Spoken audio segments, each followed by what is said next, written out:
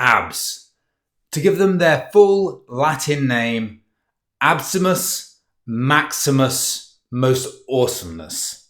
They are difficult to obtain and probably even harder to maintain, but you want to get there. You want to try and get to that washboard ab look, or maybe not even that far. You just want some little ablets to show through. Now, I would say right from the outset that a set of washboard abs will not necessarily make you happy. It's not necessarily the be all and end all in terms of a physique. You can have a great physique, live a healthy life without having six-pack abs, but I understand that some of you out there do want to achieve that look. Now, this particular episode of the show is all about how frequently you need to train your little ablets so they transform into fully fledged abdominal muscles that give you that lean look that you want. So over the course of the next few minutes, we're going to be diving into that specific topic and giving you some real practical information, some huge knowledge bombs that you can take away and apply into your training and maybe get away from the endless hours of crunches day after day after day and all that freaking cardio that you hate and leaves you demotivated. So let's actually start right at that point in terms of what you're doing right now. Hours and hours of crunches each and every day are not required. You don't need to do 100 ab crunches every morning and every evening, 7 days a week in order to build abs. Now, of course, abs are like any muscle in the fact that they need to be trained. They need to be used, they need to be pushed, they need to be exercised so that they adapt and they grow a little bit bigger, stronger, whatever you want to call it. So how do we actually go about doing that then? If it's not ab crunches all the time, each and every day, what is the right approach? What is the right frequency?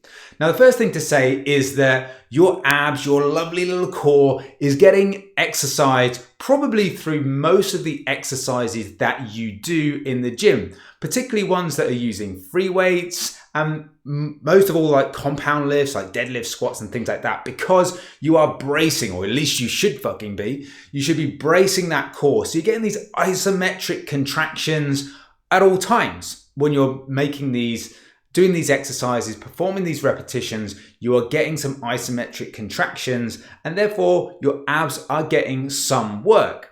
Now you might say that, is that enough? For some people, it may be enough. It may be if you've already got abs and maybe it's just covered by a little bit of puppy fat, let's say, you may not need to do lots and lots of direct ab work. Those isometric contractions may be enough to keep your abs where you want them to be.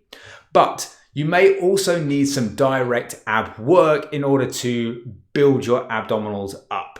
And what I would say is that frequency is not necessarily the be all and end all. For most people, it's more about the quality of your ab crunches and the exercises that you choose that's really going to be the differentiating factor. Because what you'll see, maybe you're doing it right now, is that people will do crunches really, really fast. They'll do things that just basically are essentially working their hip flexors. They're coming right up off the floor and doing all sorts of crazy shit with their abdominal training that's not actually working the abs. So here's what I want you to think about in terms of anytime you do a crunch. Let's assume you're doing a crunch from the floor. You're lying on your back and you've got your knees kind of not up in the air, but you know what I mean. And what are you actually thinking about? Again, you're thinking about, with any muscle, you're trying to make the muscle contract. Now, if you look at your abdominals, you've basically got something called the xiphoid process. Yes, we're getting fucking technical here. That is basically, if you feel your breastbone, your sternum, right down the middle of your chest, where your kind of rib cage ends, you have this kind of little lumpy thing at the bottom of that like rib cage in the middle. That's called your xiphoid process. Now, that's kind of where your abs start-ish. We're talking in simple terms here. Now, what you want to do is basically shorten the distance between that xiphoid process at the bottom of your sternum and your belly button. So you want to make that distance shorter. That's what's going to be an ab contraction. Now, when you think about this and you start to say, okay, if I put a finger just on that xiphoid process, that lumpy bit at the bottom of my rib cage at my sternum, and I put a finger on my belly button, what do I need to do to make those two fingers closer together? That's your crunch as you bend forward. It's a very, very short range of motion. And as you can see, when you're lying on the floor and you do that, you do not need to rise right up off of the floor, and you don't need to do lots of huge movements. If you're doing maybe a cable crunch or something like that, you don't need to go from the sort of vertical position right so your face is touching the floor. It's really this bend in the spine that you're after to make those 2 points closer together.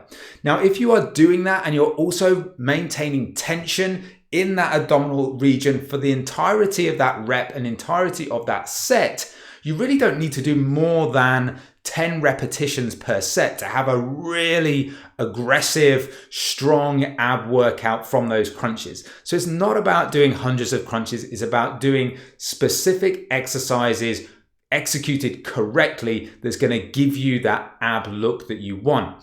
Now, when it comes to actual frequency, I would say start with a couple of days a week, 2 to 3 sets per time that you train, and do those exercises. It might be that you do one exercise one day and then flip it over and do a different exercise another day. Maybe you do some hanging leg raises, maybe you do some bicycle crunches, whatever you like, but kind of vary maybe between one day to the next and see how you get on.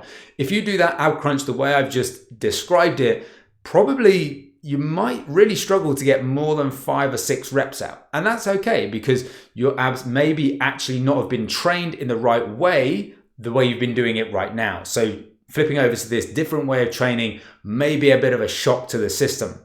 So to summarize this whole thing around frequency, it's really definitely not about doing ab crunches, hundreds and hundreds of sit-ups at a time, 7 days a week. That's really not the answer. The answer is to pick a few specific exercises, execute them well, do them possibly 2 to 3 times per week, 2 to 3 sets each time that you do them, and execute them well.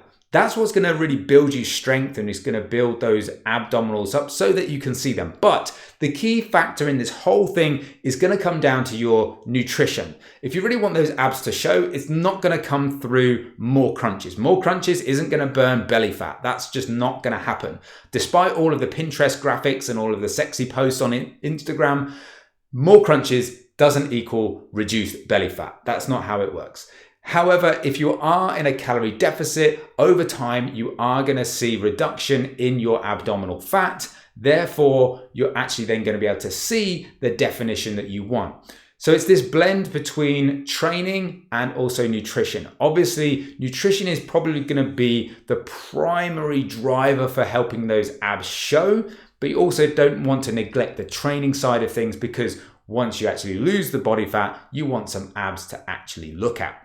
So that's the answer to your question. Hopefully you found this useful. Now you can go and apply some of these practical tips into your training right now. And maybe you want to say, okay, Simon, I get all of that, but how do I figure out how many calories I need in order to lose weight and all of that sort of stuff and get these little ablets on show? Well, if you click the link in the show notes below, then you can access my free online calorie calculator, so you can figure out how many calories you need in order to achieve your goal. Plus, from there, you can download a free 4-week beginner's training program, and it will have the ab crunches in there with some exercise videos, so you can see how to do them properly as well. So isn't that cool? Obviously, it's free as well, so why wouldn't you grab it? But for now, all I'm going to say is thanks so much for listening. Keep living the lean life, and I'll see you for the next episode of the show.